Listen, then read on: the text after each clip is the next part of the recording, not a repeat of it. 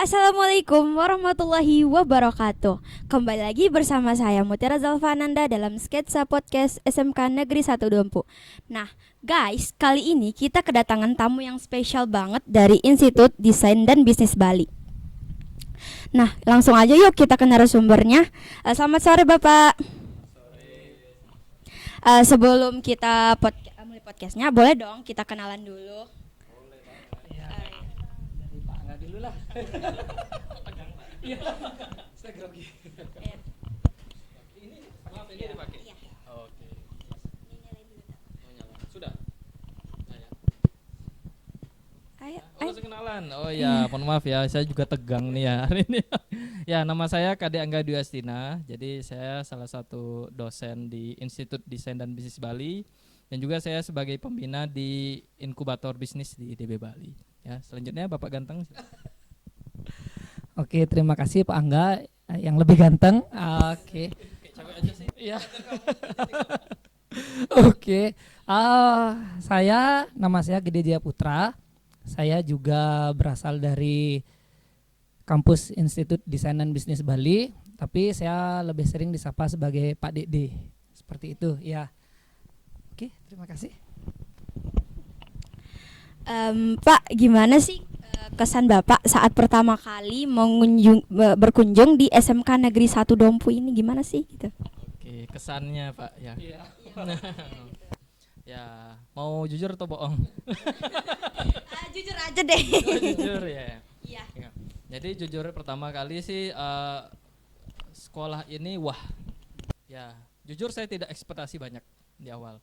Ya karena memang dari awal pertama kali kita datang ke Bima, terus selanjutnya perjalanan cukup panjang ya, seperti mencari kitab suci.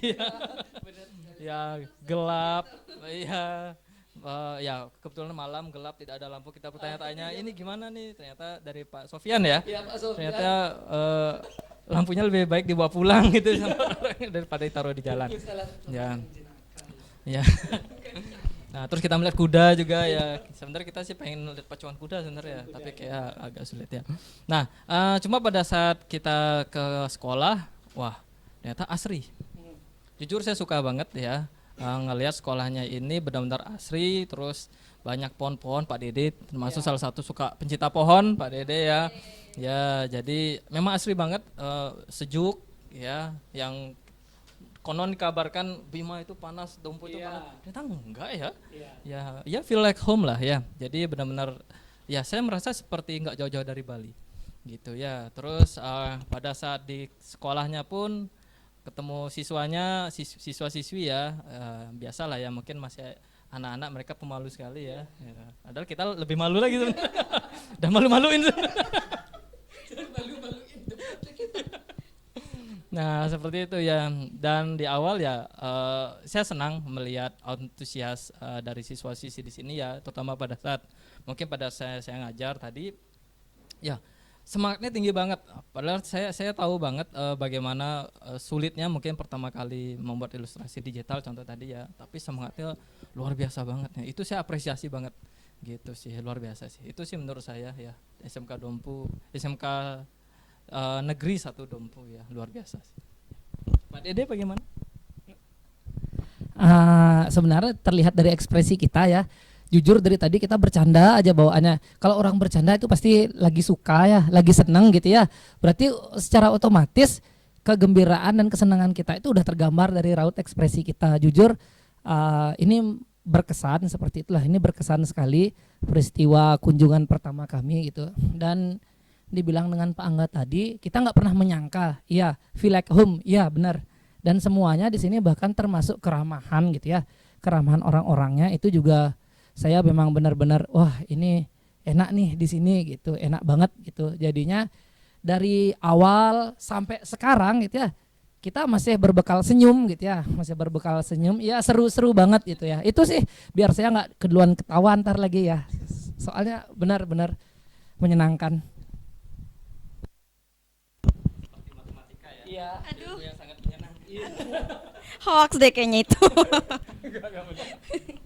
Nah, yang seperti Bapak ketahui, SMK Negeri 1 Dompu telah mendapatkan program keunggulan maaf maksud saya program dari Dikbud, yaitu program Sekolah Pusat Keunggulan. Nah, bagaimana sih pendampingan yang diberikan oleh Institut Desain dan Bisnis Bali kepada SMK Negeri 1 Dompu yang mendapatkan SMK Pusat Keunggulan? Bagaimana gininya ya di SMK PK ya. Jadi sebenarnya sih kita memang diutus oleh petinggi kami lah, ya dari Ibu Komang Prasyani dan salah satu kajur dari desain mode yang ada di IB Bali itu Miss Tami ya. Kebetulan yang datang ke sini kan Bu Komang Prasyani ya. Nah ya kemarin itu ya sudah podcast juga ya? Oh belum, mau nggak di podcast? Oh kita gini ya, spesial ya. Oke, mau maaf ya Bu Mang. Nah jadi kita memang diutus atas arahan ya, Ibu Komang Prasyani dan memang kebutuhan dari apa yang memang SMK Negeri 1 butuhkan itu istilahnya. Ya jadi kita sebelum kesini pun kita sudah di briefing. Ya Pak Angga dan Pak Dede nanti mohon mengajar tentang ini karena dari SMK Negeri 1 Dompu membutuhkan ini. Nah salah duanya karena dua ada materi ya. Jadi ada ilustrasi digital dan juga tentang bagaimana pengelolaan branding seperti itu ya. Jadi ya kami kesini dengan membawa bekal materi dan juga mungkin ada sedikit bumbu dari apa ya? Kok saya jadi seniman ngomongnya gara-gara apa ya? Benar. Ya, dengan pengalaman pribadi seperti itu. Ya mungkin semoga sih apa yang kami sudah sharing nanti bisa bermanfaat lah terutama untuk siswa-siswi ke depannya. Dari Pak Dede bagaimana? Sebenarnya dari awal pertemuan saya dengan Pak Angga gitu ya, maksudnya terkait dengan program SMK PK ini, itu saya mengunjungi kantor Pak Angga gitu ya. Karena Pak Angga kan ngantor di kampus. Saya berbicara yang pertama itu tentang materi. Ini materinya gimana kita bagi yuk.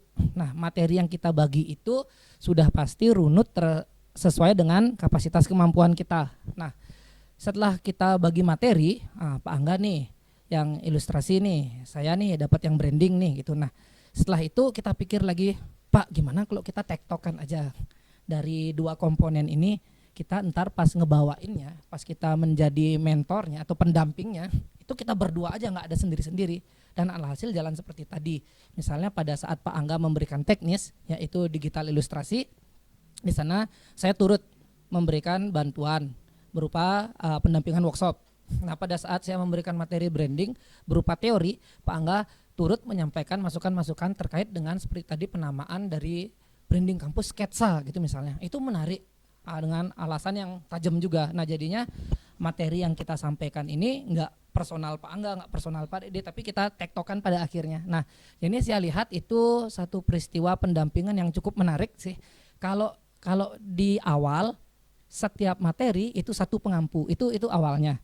Tapi kita dua materi kita kasih, satu materinya dua pengampu, satu materi lagi dua pengampu lagi. Ya jadinya kita kolaborasi aja sekalian seperti itu ya. Itu sih jadinya kita tadi enak aja jalannya, bahkan sampai di stop, Pak waktunya habis gitu loh.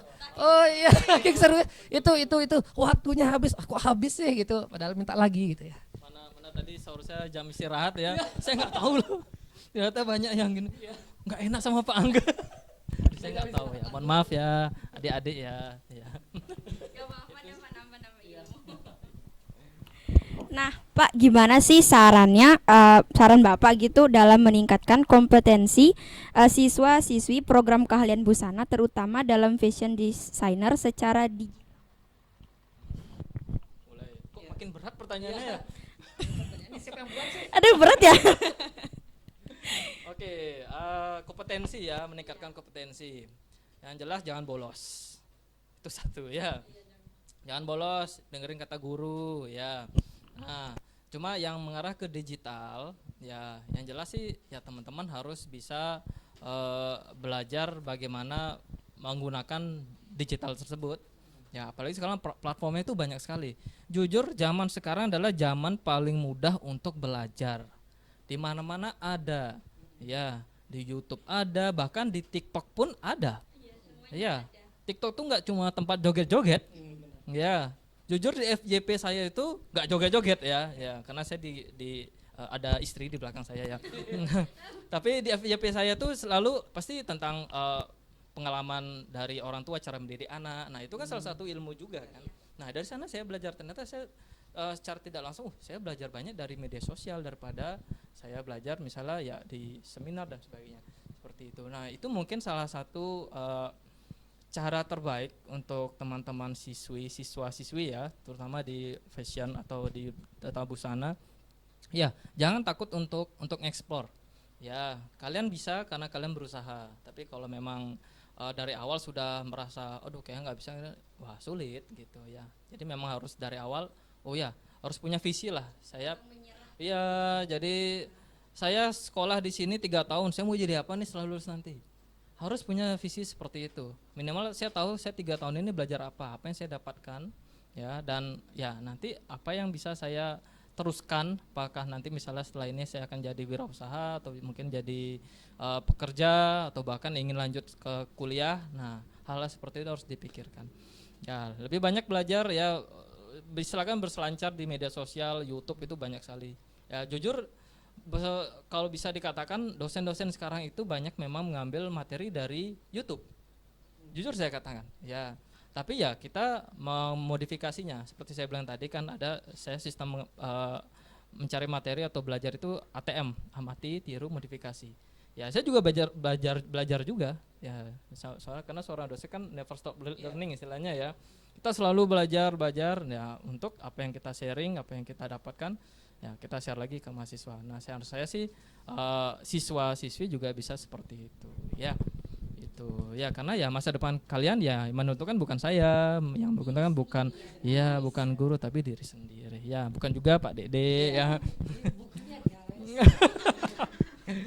Pak Dede bagaimana kira-kira ada? Ini pertanyaannya berat tadi apa? Apa tadi pertanyaan selanjutnya? Ini pertanyaan masih banyak. Enggak serius. Kalau enggak masih banyak saya jawab yang ini juga. Kalau masih banyak mungkin pertanyaan selanjutnya bisa saya jawab. Seperti itu. Karena yang menarik itu sebenarnya gini. Tadi kalau enggak salah era digitalisasi gitu ya. Pak Angga mengajukan ATM gitu. Saya enggak mau kalah dong. Saya baru buat nih Pak Angga. Tadi Pak Angga bilang 3E. Ada 3E. E pertama adalah eksplorasi, E kedua adalah eksperimen, dan E ketiga adalah eksekusi gitu. Nah maksudnya gini, ya eksplorasi itu tadi mungkin secara nggak langsung Pak Angga udah bilang bagaimana berselancar di dunia, tapi eksplorasi itu kita kan menjelajah ya, kita mencari sesuatu yang kita yakini itu klik dengan hati kita.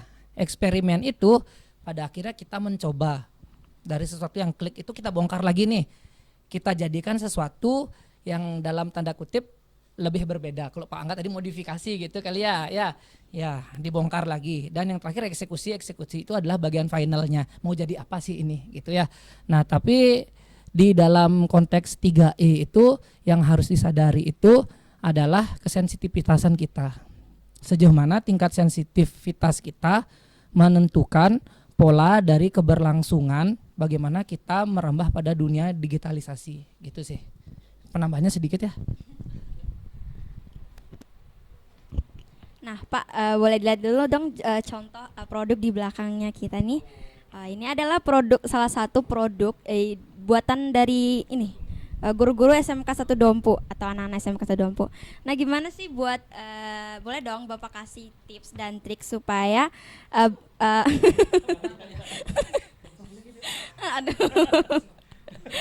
produk ini bisa dikenal atau bisa dikenal mendunia gitu loh, sarannya gitu. Nah ini karena tadi salah satu materinya itu branding ya, dan juga tadi di atas dengan seluruh guru pendamping gitu kita lumayan rame tadi di atas dengan guru-guru itu suasana diskusinya hangat gitu ya, terkait dengan bagaimana sih karya itu bisa mendunia. Itu yang menjadi pokok. Tapi tadi gini ya bedanya, di podcast ini saya menjelaskan 2 menit, kalau tadi 2,5 jam lebih. Itu beda banget gitu ya. Detail informasi yang 2,5 jam lebih dengan 2 menit gitu. Intinya gini, kalau kita ingin memaparkan atau karya ini kita diketahui secara global, otomatis kita harus nge-branding karya ini. Ya, konteks branding itu sebenarnya kalau tadi saya simpulkan secara sederhana banget di dalam materi saya menyampaikan ada persoalan branding, yakni persoalan identitas dan marketing. Nah, bagaimana branding personal itu mempengaruhi tingkat globalitas kekaryaan. Misalnya, kalau boleh tahu namanya siapa tadi? Tiara ya guys. Ini Tiara. Misalnya, Tiara ingin ngebuat karya ini supaya mengglobal. Yang Tiara lakukan adalah dengan mengekspos lalu disebarkan ke media sosial. Karena misalnya media sosial salah satunya YouTube atau Instagram gitu ya. Instagram, saya paling dekat dengan Instagram. Instagram itu pasti diakses oleh seluruh dunia. Ya kan? Oleh seluruh dunia. Pada saat diakses oleh seluruh dunia mengetahui. Tapi permasalahannya seluruh dunia itu paham, minat, atau justru ini hanya menjadi spam. Ngerti nggak? Ya.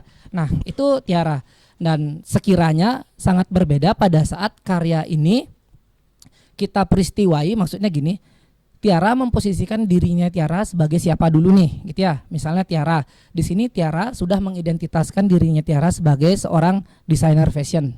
Ya, saya salah satu siswi SMKN 1 Dompu yang menekuni bidang fashion.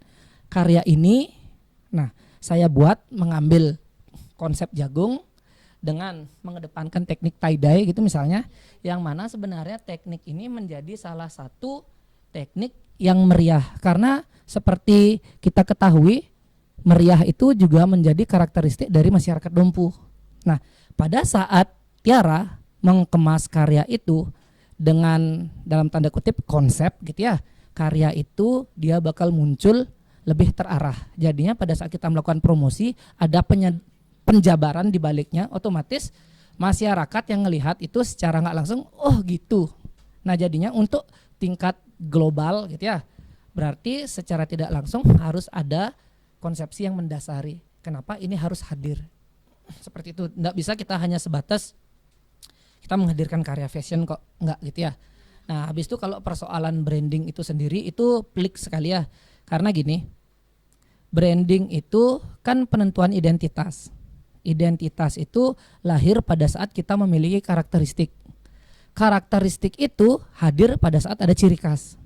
Ciri khas itu secara tidak langsung hanya didapat dari kreativitas. Pertanyaannya sudah sekreatif apa kita sekarang untuk kita bisa berbicara tentang sebuah branding. Nah, berarti kalau kita ingin mengglobalkan karya-karya ini, kita harus berpikir sekreatif apa kita sekarang. Dengan fondasi kreatif itu saya yakin karya ini pasti sangat bisa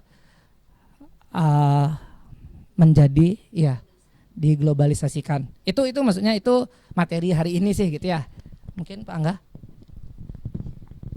Sama. Itu cakep sekali. Singkat padat jelas banget. Nah, ada pesan gak nih Pak buat mungkin ada yang mau gitu kuliah di Institut Desain dan Bisnis Bali gitu. Oke, pesannya mungkin dari saya dulu Pak Dede ya. Jadi menurut saya sih untuk generasi muda saat ini ya jangan takut nge-explore diri ya, karena jujur saya yakin anak-anak muda zaman sekarang itu bukan sebuah gelas kosong. Ya, anak-anak muda zaman sekarang itu saya ibaratkan seperti sebuah korek api yang mereka tuh harus dibakar untuk mereka bisa nge-explore. Harusnya seperti itu ya. Dan bagi teman-teman yang mungkin ingin lanjut langsung kerja, nah saya doakan yang terbaik ya. Dan mungkin yang ingin juga menambah wawasan lagi ya, mengeksplor diri, ingin lebih tahu lebih dalam lagi tentang dunia fashion dan sebagainya, ya saran saya sih kalian boleh kok bisa melanjutkan perkuliahan misalnya ke jenjang lebih tinggi. Salah satunya ya di salah satu kampus desain terbaik yang ada di Bali dan Nusa Tenggara, yaitu Institut Desain dan Bisnis Bali. Gitu sih. Nah Pak, ada jurusan apa aja sih yang ada di Institut Desain dan Bisnis Bali? Nah di IDB Bali, kita menyebutnya biasa IDB Bali ya, saat ini ada jurusan DKV ya, desain komunikasi visual, selanjutnya ada desain interior, selanjutnya ada fashion model ya, dan sekarang ada bisnis digital, ada retail dan juga ada manajemen. Ya, jadi kita di awal memang banyak mengambil sisi di desainnya, tapi sekarang kita sudah mulai berlari ke bisnisnya juga. Itu ya. Jadi cukup lengkap menurut saya, karena menurut saya ya kembali salah satunya bisnis digital saat ini yang lagi digaungkan. Nah, makanya kita juga larinya ke sana. Itu untuk menciptakan generasi-generasi terbaik untuk di masa depan untuk Indonesia, seperti itu sih. Ya. Sekian podcast kali ini. Terima kasih. Terima kasih waktunya dari Bapak IGD Jaya Putra dan Bapak KD Angga. Saya Mutiara Zalfananda dan mewakili tim yang bertugas.